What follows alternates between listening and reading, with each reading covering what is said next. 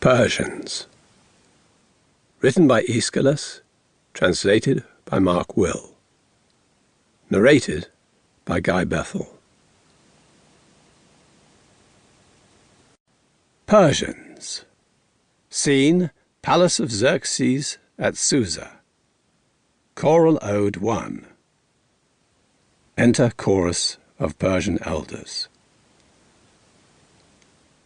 Of the Persians, gone to the land of Hellas, these here are called the most faithful, the guardians by seniority of the wealth and the gold-rich thrones, whom himself Lord Xerxes, king, son of Darius, elected to oversee the territories.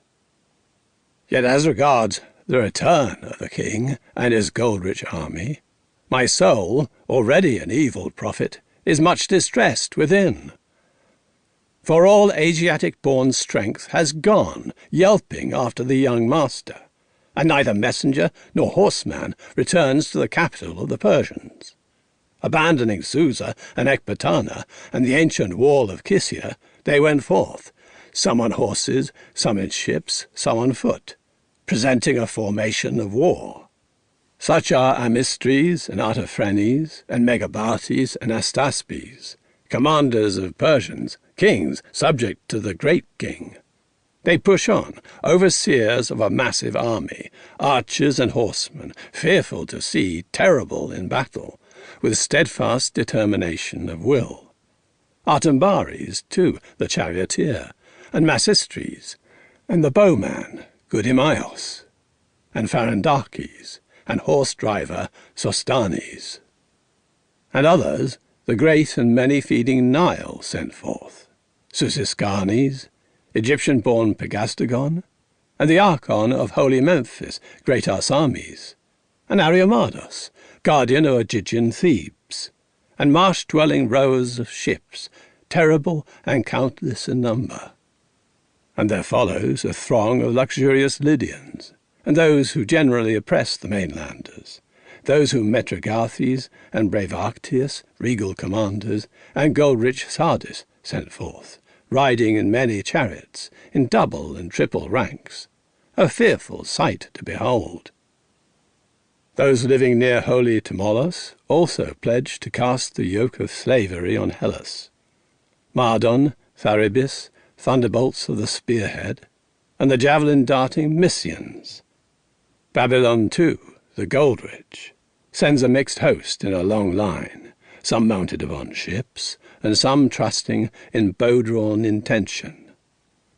The sword-bearing tribe of all Asia follows the dreadful pomp of the king. And the flower of the Persian land goes forth, the men for whom the entire Asiatic earth, teeming, groans with fierce regret, and fathers and their bedfellows, counting the days, tremble at the lengthening of time. And already has the city-destroying army of the king passed into the neighbouring land on the opposite shore, exchanging for a cable-bound raft the ferry of Atamantis Heli, casting a well-nailed roadway as a yoke on the neck of the sea. And the furious ruler of many-peopled Asia against the entire earth drives his brilliant flock, in two divisions, on foot and from the sea, having put his trust in strong, rough generals, God-equal man of a gold-born race. And gazing darkly with his eyes, the look of a deadly dragon, with many hands and many ships, and racing his Syrian chariot, he urges against spear-famous men, bow-subduing Ares. And none is able, withstanding a great stream of warriors, to shut in with strong enclosures the invincible wave of the sea. Peerless are the army and people of the stout-hearted Persians. By the gods, Moira has ruled since the ancient time, and she decreed for the Persians the pursuit of tower-destroying wars, and the turmoil of fighting horsemen and the sacking of cities. And they learned, as the wide-open ocean turned to white foam with the furious wind, to look upon the sacred grove of the sea, trusting their finely wrought cables and their people-transporting machines. But the crafty deceit of deity, what mortal man will escape it? Who with swift foot overleaps it, fortunately springing up? For Arta kindly entices mortal man into her nets, from which it is not permitted that he may escape unharmed. Thus is my black-clad heart lacerated with fear, alas, for the Persian campaign, lest the polity learn that the great capital of Susa is empty of men, and the battlements of Kisia, echoing, will sing, alas, the women-filled crowd this word crying out. And there will be tearing of fine linen robes. For all the cavalry and the infantry, like a swarm of bees, have left the hive with the captain of the army, crossing the headland joined from both sides, jutting into the sea, common to either continent. And marriage beds, for want of husbands, are filled with tears. Each Persian woman, overly mournful with man-loving longing, having sent away her furious spear-armed consort, is left yoked alone. Episode 1. Chorus, Atossa, and Messenger. But come, Persians, standing on this ancient roof, let us propose some diligent and deeply considered thought, for the need has arrived, as to how fares Xerxes the king, son of Darius, of the same race by patronymic as us. Is it the drawing of the bow which prevails? Or is it the might of the sharp spearhead which has conquered? Enter Atossa. But here, equal to the eyes of the gods, a light comes forth. Mother of the king, my queen, I bow upon my knees, and it is fitting that we, saluting her, address her with words. O lady most exalted of deep-zoned Persian women, the reverend mother of Xerxes, hail, wife of Darius. Consort of a god of the Persians, the mother of a god you are, unless the former spirit has now abandoned our army. For this reason precisely have I come here, leaving the gold-decked palace and the bedchamber common to Darius and myself. Care lacerates my heart too, and I will ask you your opinion, being in no way fearless myself, friends, lest great wealth, stirring up dust on the ground, trip with its foot the prosperity which Darius acquired, not without one of the gods. For this reason there is double concern in my mind, neither to hold in honour an abundance of money without men, nor to shine a light equal to strength without money. Our wealth indeed is blameless, but my fear is for the eye, for I believe the eye of the palace is the presence of the master. Therefore, these things thus in this way being so, be advisers in this matter to me, Persians, aged sureties, for all good counsel to me is in you.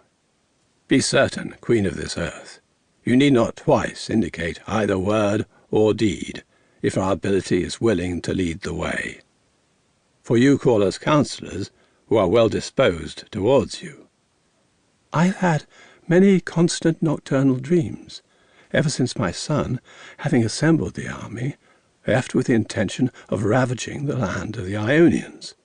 But never yet did I see such a clear vision as that of last night. I will tell you. There appeared to me 2 well-dressed women, one attired in Persian clothes, the other, on the contrary, in Dorian. And they were much more impressive in stature than the women of now, faultless in beauty, and sisters of the same family. One, having obtained the land by lot, inhabited Hellas. The other inhabited the land of the barbarians. Then, as I thought I saw, they had a dispute with one another, and my son, learning this, was trying to calm them, and he yoked them to his chariot, and he put collars on their necks. And one was docile in this gear, and kept her mouth governable in the reins. But the other struggled, and with her hands tore to pieces the harness of the chariot, and carried it away by force without the bit, and snapped the yoke in two. And my son fell, and his father Darius stood by, pitying him. But when he saw him, Xerxes ripped the garments on his body. And I tell you exactly what I saw in the night. When I arose and washed my hands in clear-flowing water, with sacrifice I approached the altar, wanting to make burnt offering to the apotropaic spirits, whose rites are such. But I saw an eagle in flight towards the hearth of Phoebus, and speechless with fear I stood, friends. Thereafter I beheld a hawk on its course, with wings rushing onward, plucking the eagle's head with its talons. But, being frightened, the eagle did nothing other than yield its body. These terrors were for me to see and for you to hear about. But rest assured, if my son does well, he will be a remarkable man. And if he does badly, he will not be accountable to the state. Safe, just the same as before, he will rule over this land. We do not wish, Mother, to frighten you too much with words, or to encourage you unduly. But if you have seen something evil, turn to the gods and ask them to give protection, and to bring forth blessings for you and your children, and the state, and all that is dear. And then it is proper to make libations to the earth and to the dead. And kindly ask the following, that your husband Darius, whom you say you have seen at night, send good things to you and your son from below into the light of day, and that the reverse of this be held under the earth, powerless, in darkness. Consulting my heart on these matters, I kindly advise you. We judge of these portents that everything will turn out well for you. Truly, as the first judge of these dreams, you have confirmed by this speech that you are well disposed towards my son and my house. May benefits be the outcome. And all those rites, as you have suggested, we will perform for the gods and for the dear ones inside the earth, when we return to the palace. But this I would like to know, my friends. Where is Athens said to be located? Far away to the west, where Lord Helios declines. Did my son really desire to capture this city? Yes, for all of Hellas would then be subject to the king. Is there a multitude of men in their army? Yes, and this army has done many evils to the Medes. And what else besides? Have they enough wealth in their homes? They have a font of silver, a treasure chest in the earth. Is the bow-stretching arrow fit for their hands? Not at all. They prefer upright lances and shield-bearing armour. Who is their shepherd, and who lords over their army? Of no man are they called slaves or subjects. And so how could they withstand warlike invaders? As if they would destroy the vast and noble army of Darius. What you say is terrible for the parents of those gone to consider. But I think you soon will know the complete unerring truth. For this man running towards us is apparently Persian, and he brings clear news of state affairs, whether good or bad, to hear. Enter messenger.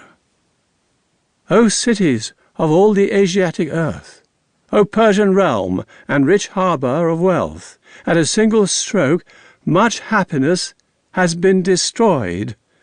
The flower of the Persians has fallen. Alas, it is evil to be the first to report evils. All the same, it is necessary to unfold the entire accident. Persians, the whole host of the barbarians, has perished. Grievous, grievous evils, new and cruel. Aye, aye, weep, Persians, hearing of this calamity. Thus all these things are come to pass, but I myself unexpectedly see the light of safe return. In truth, this life seems too long for old men to hear such unexpected misery. Truly, being there, and not just hearing the words of others, Persians, I can say what sort of evils transpired.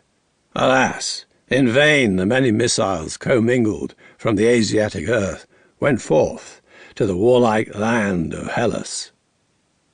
Full of the dead bodies of the unluckily destroyed are the headlands of Salamis and every neighbouring region. Alas, you say, the bodies of our friends, sea-tossed, drowned, dead, drifting, are borne on the ship planks. Bows availed nothing, for the entire host perished, overpowered by charging ships. Raise a doleful and most melancholy shout for the warlike Persians, as everything most disastrously has been consumed. Aye, aye, for the destroyed host. O name of Salamis, most hateful to hear! Alas, how I moan, remembering Athens. Abhorrent is Athens to her enemies. Remember how many Persian women she wantonly made bereft and unhusbanded. I have kept silent for a long while, dismayed, shocked by the evils. But this event trumps the not telling nor asking what happened. All the same, it is necessary for mortals to bear the hostilities of the giving gods. So, unfolding the entire accident, speak, even if you groan at the evils. Who did not die? And who must be mourned among the chieftains? Who, selected for command, left his troops unmanned by dying? Xerxes himself lives, and sees the light. For my house you have indeed spoken great light, and made white day of black night. That Artambares, master of myriad horses, is stricken beside the rough promontories of Cyllenia. And Didaches, captain of 1,000, at the stroke of a shaft, leapt with nimble step from his ship. And Tanagon, true-born chieftain of the Bactrians, haunts the sea-beaten island of Ajax. Lelios and Arsames, and a third, Argestes, whirling around the dove-breeding island, knocked against the rugged shore. And Arctius, who lived by the waters of the Egyptian Nile, Adeus, and a third, shield-bearing Pharnukos, fell from a single ship. Golden Matalos, leader of 10,000, hegemon of the black cavalry of thrice 10,000, dying, dyed his full bushy beard red, changing colour with a purple stain. And Magus Arabos and Artabes the Bactrian, foreigner in a harsh land, perished there. A mistress and Amphistraeus, wielding the toilsome spear, and the good Ariomados, causing grief to Sardis, and Sisames the Mysian, and Tharabis, commander of 5 times 50 ships, Lernaean of birth, a handsome man, lies dying, wretched, none too fortunately. Cynesis, too, first in courage, commander of the Cilicians, the one man causing our enemies the most trouble, died gloriously. Of so many chieftains am I now reminded. I report only a few of the many evils. Aye, aye, I hear the highest of evils, disgrace to the Persians, and shrill lamentations. But tell me, reviewing this again, how great was the number of Hellenic ships that they thought it prudent to join battle with the Persian army in their naval assaults? Of the number, be certain that the barbarians should have conquered with ships, for the Hellenes had a total number of 10 times 30 ships, and apart from these, a select fleet of 10. But Xerxes, as I know, had 1,000, and those excelling in speed were 200 and 700. This is my reckoning. Do not think we were lacking in this fight, but some demon destroyed the host, tipping the scales with unequal fortune. The gods preserve the city of divine Pallas. The city of Athens is still undespoiled? As long as there are men, her fortress is secure. What was the beginning of the encounter of ships? Speak. Who started the battle? The Hellenes? Or my son, exulting in his plethora of ships? There came, O mistress, appearing from somewhere, an avenging spirit of pure malevolence, or an evil demon.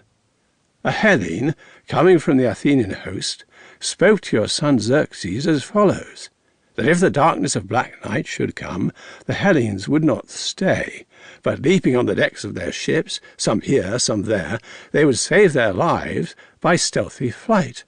But he straightway, when he heard, not grasping the ruse of the Hellene, nor the ill will of the gods, gave this order to all his admirals.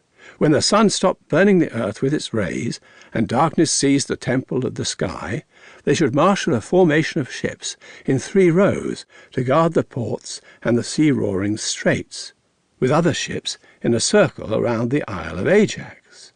And if the Hellenes should escape an evil destiny, finding stealthily some exit for their ships, it was agreed that each admiral would lose his head. He said this with a most cheerful heart, for he did not know the intention of the gods. And the admirals, not disorderly, but with obedient will, prepared dinner, and each sailor fitted well his oar to the thole. And when the light of the sun wasted away, and night approached, every master of an oar, and every ready chief, went on board ship. Line of long ships exhorted line of long ships, and they sailed as each was drawn up, and all through the night the commanders of ships kept the entire fleet sailing back and forth. And night withdrew, and by no means did the host of the Hellenes try sailing away stealthily in any direction. When rather brilliant day came, with her white horses to look upon the entire earth, first a loud shout from the Hellenes like a song rang out, and at once a high-pitched echo answered back from the island rocks. And there was fear among all the barbarians, confused in their purpose. For then the Hellenes chanted their holy paean, not as in flight, but as men rushing into battle with stout-hearted courage. And the trumpet with its blast inflamed them all. At once, with the stroke of the dashing oar, they drove the brackish deep from their path, and swiftly they all came into sight. The right wing first, well marshalled, led in good order, and then the whole fleet advanced, and at the same time there was heard a loud shout, O sons of the Hellenes, onward! Free the fatherland! Free also your children, your women, the temples of your paternal gods, and the tombs of your ancestors. Now is the struggle for all. Then truly from us the noise of the Persian tongue arose, and no longer was there time to delay. Straightway ship struck ship with bronze prow. A Hellenic ship began the charge, and it broke off the entire stern of a Phoenician ship, and each man drove his ship against another. At first the stream of the Persian host resisted, but when the multitude of ships in the narrow clustered together, and none could give aid to another, and same against same with bronze prows struck, they shattered the entire oar-wielding fleet, and the Hellenic ships, not senselessly, dashed us round about in a circle, and the hulls of our ships tipped over, and the sea, no longer to be seen, was full of wreckage and the murder of men. And the headlands and rocks were full of corpses, and every ship rode in disorderly flight, as many as were of the barbarian host. But their men, as if they were striking tuna or some haul of fish, with broken oars and fragments of shipwreck, kept slicing, and wailing combined with shrieks spread over the salty sea, until the eye of black night covered them. But the multitude of evils, not even if for 10 days I spoke, I could not finish telling you. For you may be certain that never in one day did so great a multitude of men die. Aye, aye, in truth a vast sea of evils has burst upon the Persians and the entire race of barbarians. Be assured now that this is not yet half the evil. So great a disaster came upon them as equals and twice counterbalances these sufferings. And what more hateful fortune than this could be? Speak again. What is this disaster which came upon the army, sinking it with a greater weight of evils? Such Persians as were in the prime of nature, most excellent in spirit, distinguished by noble birth, and always among the first in loyalty to the king himself, they have died shamefully by a most inglorious fate.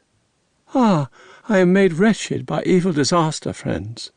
By what fate do you say these men were destroyed? There is an island before the region of Salamis, small, with bad anchorage for ships, where dance-loving Pan haunts the seashore.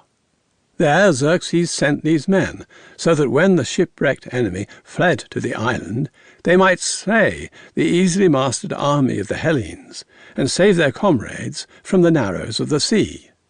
Poorly did he judge what was best. For when some god gave kudos in the battle of ships to the Hellenes, on that same day, girding their bodies in armour of bronze, they leapt from their ships and encircled the whole island, so that our men were at a loss as to which way to turn. For often they pelted us with rocks from their hands, and arrows falling from the bowstring destroyed us. At last, rousing themselves with one shout, they attacked and butchered the limbs of the unfortunate, until they utterly destroyed the life of all. And Xerxes howled, seeing the depth of evils, for he had a seat with a clear view of the entire army, a high hill near the open sea. And tearing his robes and wailing shrilly, he ordered his army on foot straightway to disperse in haphazard flight. This, along with the previous one, is the disaster for you to bemoan. Oh, hateful demon, how you lied when instructing the Persians! My son found sharp the vengeance of famous Athens, for they did not suffice the barbarians whom Marathon destroyed before. Intending to make retribution for them, my son has caused so great a plethora of calamities. But tell of the ships which have escaped fate. Where did you leave them? Can you signify clearly? The commanders of the ships which had left hurriedly took flight, following the disorderly wind, and the rest of the army in the land of Boeotia perished utterly, some by a spring-filled garden afflicted with thirst, and some of us, short of breath, came through and into the land of the Phocians, and Dorian country, and the Melian Gulf, where the Spercheius waters the plain with kindly drink, and from thence the plain of the Achaean soil and the cities of the Thessalians welcomed us, sorely lacking in food. There it was that most died, from thirst and from hunger, for both were present. And we came to the Magnesian land, and to the country of the Macedonians, to the ford of Aeschylus, and the reed marsh of Bolbi, and Mount Pangaeum, Edonian territory. But on that same night some god called forth winter out of season, and froze the entire stream of holy Strymon. And one esteeming the gods not at all before, beseeched them now with prayers, bowing to earth and heaven. But when the army ceased its many god-callings, it crossed the crystallized stream at a ford, and each of us who set out before the beams of the god were scattered proved to be safe. But the bright disk of the sun, burning with its rays, dissolved the middle of the ford, heating it with flame, and men sank one after the other, and he indeed was fortunate who most quickly extinguished the breath of life. And those left over who happened to gain deliverance, driving on through to Thrace with great pain and toil, those who escaped, not many at all, arrived at the land of our hearth-altars. Thus may the city of the Persians mourn, yearning for the beloved youth of the land. These things are true, but I leave off speaking of many of the evils which a god hurled down upon the Persians. Exit Messenger. O laborious demon, with what heavy weight have you leapt with your feet upon the entire Persian race? Ah, I am suffering because of our vanquished army. O manifest vision of dreams at night, how very clearly did you reveal to me these evils! But you men very thoughtlessly interpreted them. However, since your speech decreed thus, I want first of all to pray to the gods. Then I will return bearing sacrificial cake for my house as a gift for the earth and the dead. I understand that it is for what has already happened, but in the future something better might occur, and it is necessary for you, given these circumstances, to gather faithful counsel from the faithful. And if my son should come here before me, console him and send him to the palace, lest he add another evil to evils. Exit Atossa. Choral Ode 2. O King Zeus, since now you have destroyed the army of the vainglorious and populous Persians, you have concealed the cities of Susa and Ecbatana in dark grief. And many, rending their veils with delicate hands, moisten their bosoms with drenching tears, partaking of pain. And Persian women, wailing womanishly, longing to see their newly married husbands, forsaking the soft sheets of the wedding bed, the delight of luxurious youth, mourn with insatiable weeping. I too, much mourning, aptly extol the doom of those gone. For now the entire land of Asia, desolate, groans. Xerxes led on. Xerxes was ruined. Xerxes rashly risked everything, with flat-bottomed boats at sea. Why, when Darius was ever unharmed, Lord Archer of the citizens, dear leader of the Susans?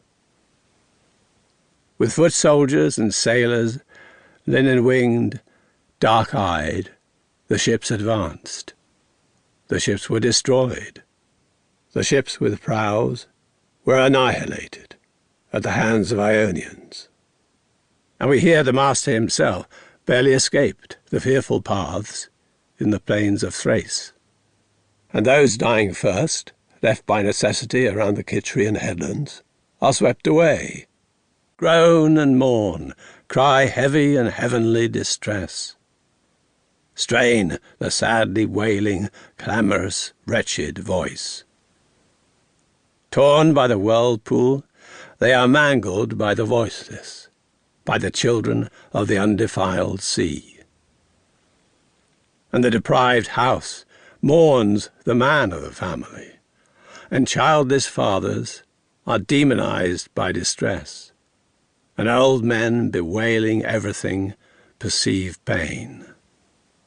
And throughout the Aegean land they no longer obey Persian laws, nor are they subject to tribute from arbitrary rule, nor falling to the earth are they filled with awe. For royal strength has come to naught. No longer is the tongue of mortal man kept under guard, for the people have been set loose to speak their freedom, so that the yoke of strength is unbound.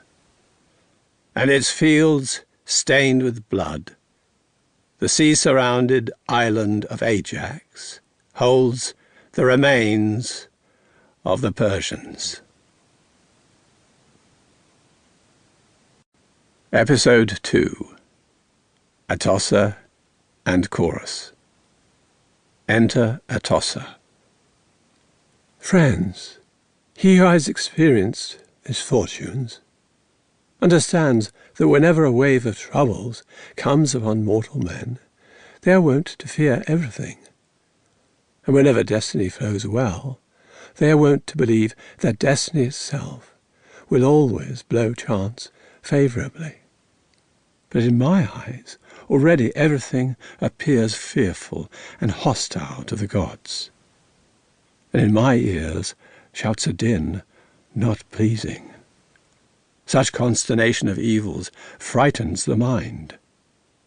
Therefore I made this journey from the palace again, without my chariot and my former pomp, bringing to the father of my son propitiatory libations, which are soothing to the dead, and delicious white milk from a sacred cow, and the distilment of flower workers, pure honey, with the watery drops of virgin spring, and from an agrarian mother this pure elixir, the refreshment of an ancient vine, and the fragrant fruit of the yellow olive, luxuriant in its ever-living leaves, and plaited flowers, children of all bearing earth. But, O friends, chant hymns for these libations to the dead, and invoke the spirit of Darius, and I will convey to the nether gods these offerings for the earth to drink.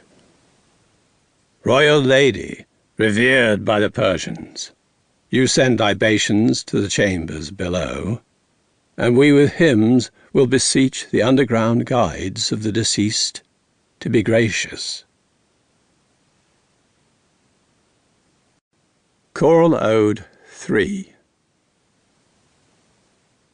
O holy Chthonic divinities, Earth and Hermes and Lord of the dead, send forth the spirit from below into the light. For if he knows a remedy for these evils, he alone among mortals could say what it is. Do you perceive me, blessed godlike king, in barbaric obscurity proclaiming various despondent speeches? Or shall I shout out all wretched distress? From below, do you hear me? But you, earth, and the other hegemons of the Chthonic realm, urge the proud spirit to come from his abode, the Susa-born god of the Persians. Send up him, the likes of whom the Persian earth never covered. Beloved man, beloved burial mound indeed, for beloved qualities lie concealed here. Idonius, Idonius, you who send forth, release the divine Lord Darius. For he did not destroy men in foolish wars, and he was called divine counselor by the Persians. And divine counselor he was, since he guided the army well. King, ancient king, come forth, approach. Rise to the top of the burial mound, lifting the saffron-dyed slipper of your foot, displaying the ornament of your royal tiara. Come forth, blameless Father Darius. That you may hear dreadful new sorrows, master of our master, appear. For a Stygian mist has descended. Already the youth of the nation has been completely destroyed. Come forth, blameless Father Darius. Episode 3. Chorus, Darius, and Atossa. Enter Ghost of Darius. I. O much lamented by your friends in death, what sin, dynastic lord, has caused this double disaster? All the three-tiered ships of this land have perished, and our ships no more. O trusted of the most trusted, friends of my youth, old Persians, what suffering does the city suffer? The earth groans, mourns, and is wounded. Seeing my wife by my tomb, I am alarmed, and her libations I favourably accept. And you sing threnodies while standing at my grave, and wailing with psychagogic cries, you call me pitifully. But it is not easy to exit, above all because the gods beneath the earth are better at capturing than releasing. Nevertheless, since I have some influence over them, I have come. But make haste, so I am blameless with respect to time. What is this new evil weighing down on the Persians? I am ashamed to look at you, and I am ashamed to speak in your presence on account of my old dread of you. Since I have come from below, persuaded by your wailings, spare me a long and tedious story. Speaking concisely, tell and recite everything, setting aside your reverence for me. I am afraid to gratify you, and I am afraid to speak in your presence, saying things difficult to tell friends. Since an ancient fear has established itself in your mind, lawful, well-born old woman of my marriage bed, ceasing these weepings and wailings, speak to me clearly. Human calamities must befall mortals. Many evils from the sea, and many from the land, come to men as long as life stretches onward. Oh, you who in fortunate destiny surpass the happiness of all men, since, as you looked upon the rays of the sun, being enviable in your happy life, you were like a god among the Persians, so now I also consider you, having died before seeing the depth of evils. The entire tale, Darius, you will hear in a short time. Persian affairs have been utterly ruined, to be blunt. By what means? A thunderbolt of plague? Or sedition in the city? Neither. The entire army was destroyed around Athens. Which of my sons led the army there? Declare. Impetuous Xerxes, depopulating the entire landscape of the continent. On foot or by sea did the wretch make this foolish attempt? Both. There was a dual front of double campaigns. But how did the army make it so far on foot? With machines he yoked the Hellespont so as to have passage. He did that? He closed off the great Bosporus? Yes, indeed. One of the spirits of wisdom must have helped. Alas, a great demon took hold of him, so that he could not reason well. As may be seen, the end result was a great evil. And what happened to the men, that you groan over them? The nautical force's ruin destroyed the ground force. So the whole army perished entirely by the spear? On account of this, the entire city of Susa groans at its lack of men. Alas, for our trusted protection and the aid of our army! And the host of the Bactrians is completely lost. Not even an old man remains. O useless one, who destroyed the youth of our allies! But they say Xerxes, alone and solitary, with not many men. How did he meet his end? Or was there some deliverance? Gladly he reached the bridge, yoking the two continents. So he reached this continent safely? Is it true? Yes, a verified report confirms this, and there is no doubt. Alas, swiftly came the fulfillment of the oracles, and at my son Zeus hurled the divine conclusion. But I, for some reason, believed that the gods would accomplish these things after a long interval. And yet when someone by himself rushes headlong, a god also assists.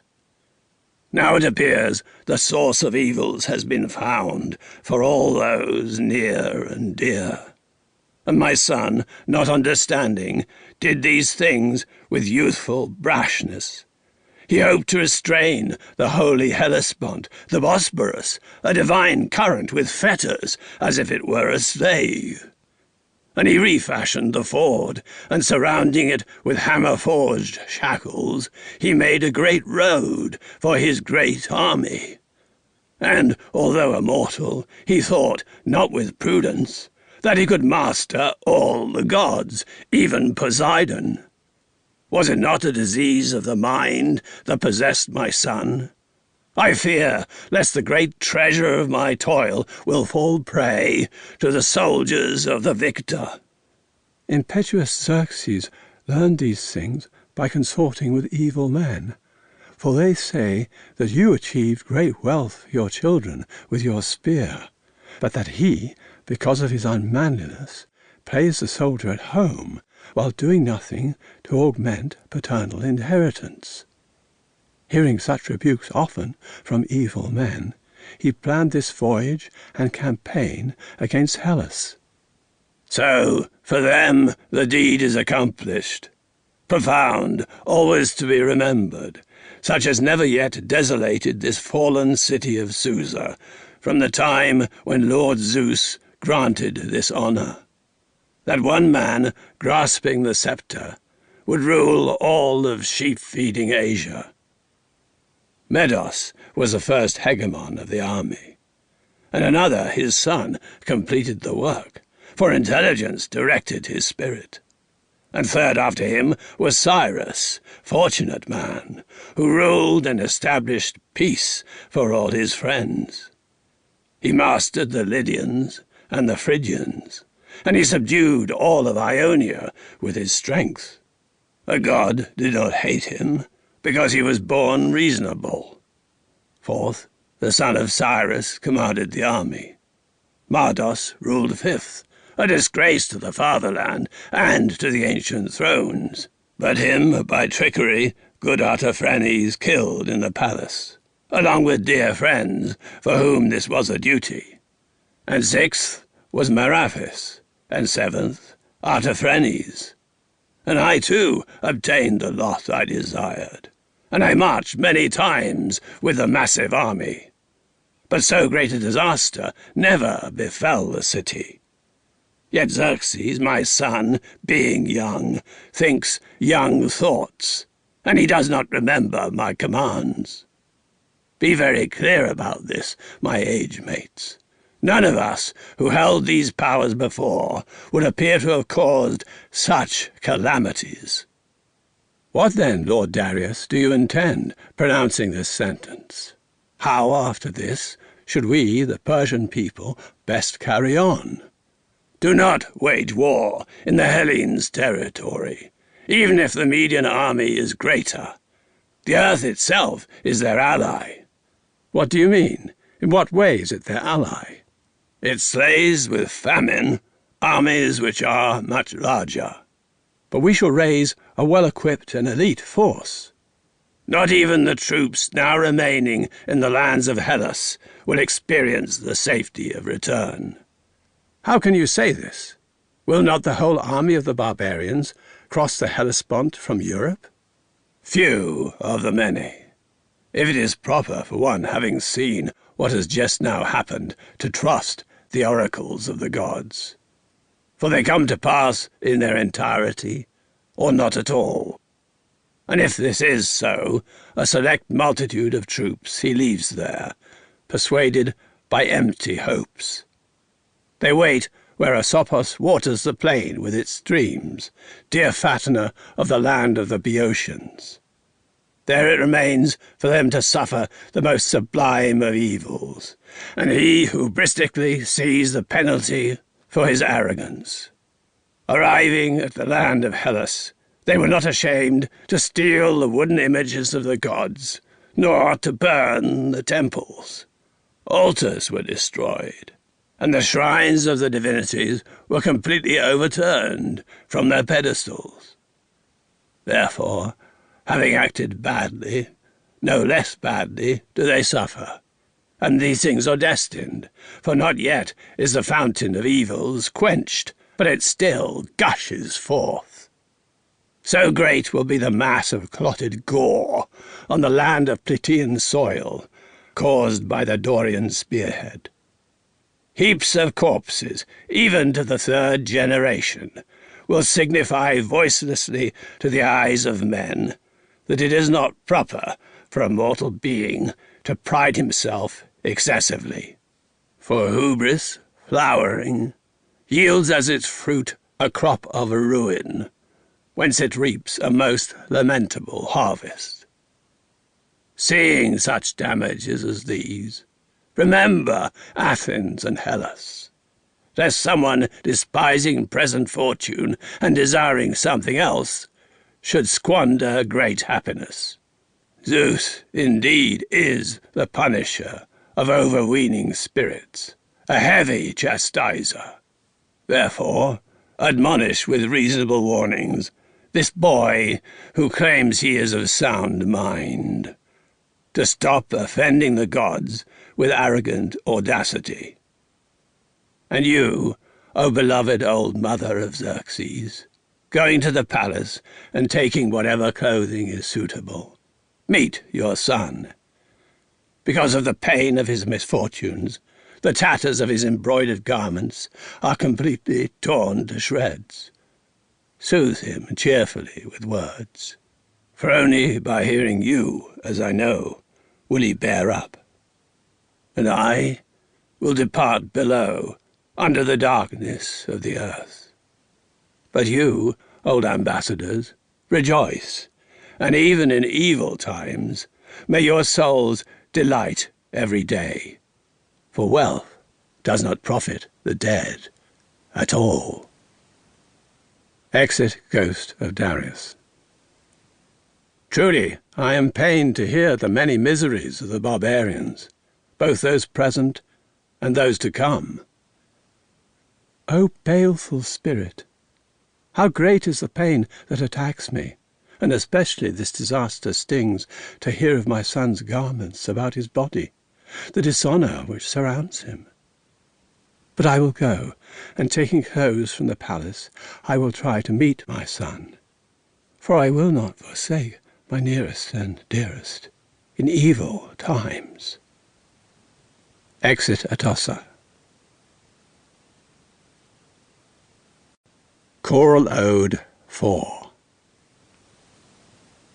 Ah, truly we enjoyed a good and noble political life, when the old, all-powerful, non-harmful, invincible king, godlike Darius, ruled the realm. First of all, we boasted glorious armies, and tower-like institutions administered everything, and returns from war brought back our men, untroubled, unsuffering, to happy homes.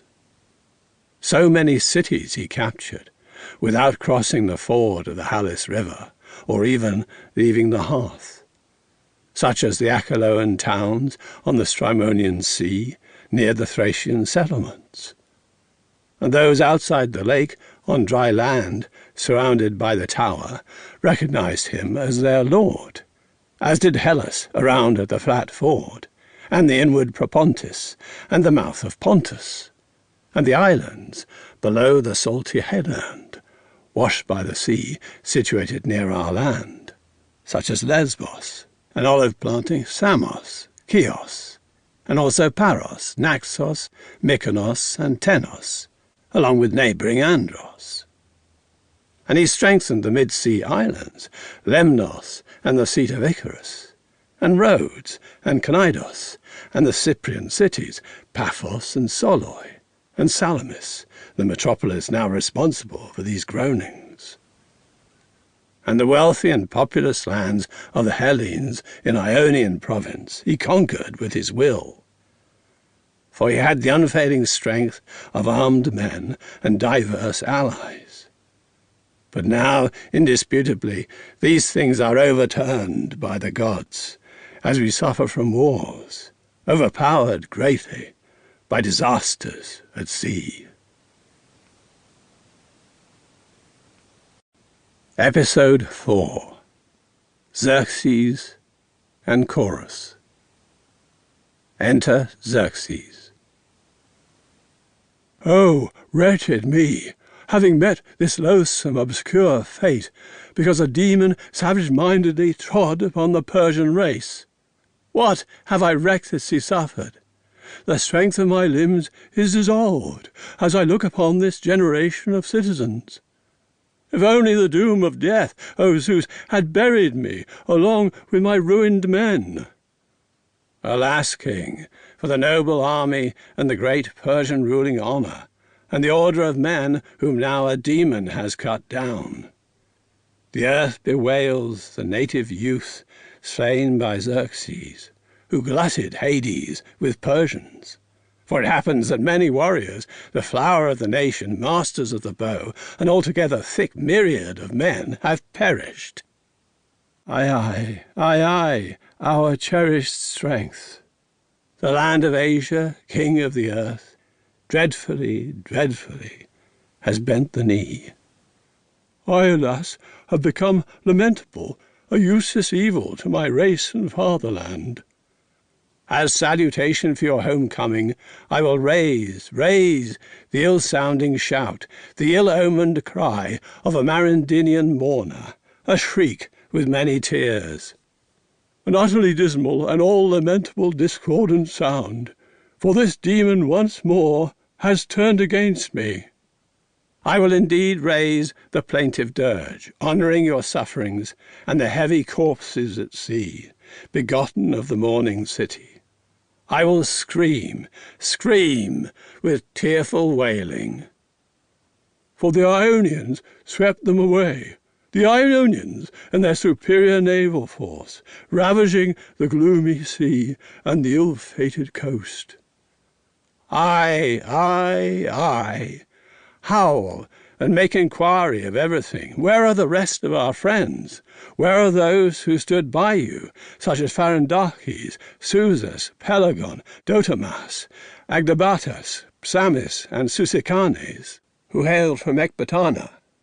I left them for dead, fallen from a Tyrian ship on the shores of Salamis, dashed against its rugged headlands. Aye, howl! Where are Pharnukos and noble Ariomados? Where are Lord Thualkes and Lilias, born of a noble father, and Memphis, Tharibis, and Masistras, and Artembares, and Hystygmas? We ask you this, again and again. Woe is me! Having seen ancient hateful Athens suffering together as one, alas, they lie gasping on dry land.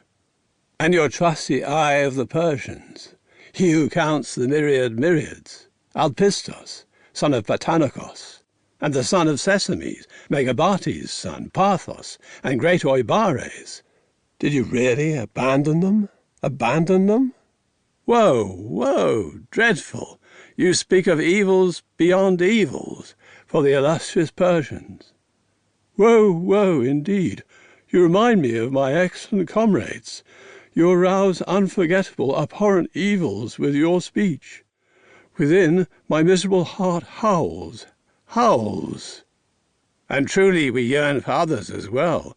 Xanthus, leader of a myriad Mardian men, and warlike Ancares, Diaxes and Arsakes, king of horsemen, Gegdodatus, and Rithymnus, and Tolmus, insatiate of the spear-point.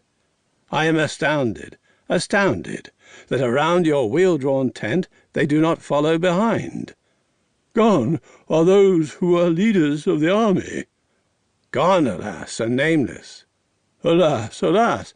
Woe! Demons have ordained unexpected evil, conspicuous, like the glance of Ata. We have been stricken by such chance as will exist through eons. We have been stricken, it is abundantly clear, by new misery. Having encountered, unluckily, Ionian shipmen, war-weary indeed is the race of Persians. How true it is! Wretched, I am stricken by the loss of so great an army. What possessions of the Persians have not been greatly destroyed? Do you see this remnant of my stole? I see. And this quiver? What is this you say has been saved? A treasury of arrows. Few remain from so many. We have been deprived of protectors. The Ionian people do not flee from the spear. They are courageous, and I have seen unexpected misery. You mean the defeated multitude in the ships? I tore my robe at the disastrous evil. Alas, and much worse than alas, for it is twice and thrice distressing, but a joy to our enemies, and our strength has been degraded. I am stripped of attendance by the maritime misfortunes of our friends. Mourn the calamity, and then return to your homes. Aye, misery. Shout now in response to me. An evil gift from the evil to the evil. Cry aloud, tuning your song to mine. Alas, heavy is this disaster. I, too, suffer greatly from this. Lament, lament, and groan for my sake. I weep, being mournful. Shout now in response to me. It is my duty, master. Lift up your voice now with wailings. Alas, black mournful blows will be mixed therewith. Beat your breast and sing the Mysian dirge.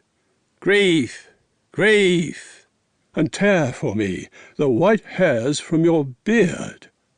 Tense, tense, very mournful.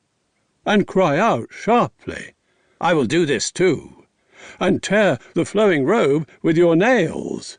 Grief, grief. And pluck your hair and bewail the army. Tense, tense, very mournful. Moisten your eyes. I am drenched. Shout now in response to me. Alas, alas. Wailing, return to your homes. Woe, woe to downtrodden Persia. Woe indeed throughout the city. Woe indeed. Yes, yes. Groan, walking softly. Woe, woe to downtrodden Persia. Aye, aye, for those destroyed in the flat-bottomed triremes. I will escort you with despondent lamentations.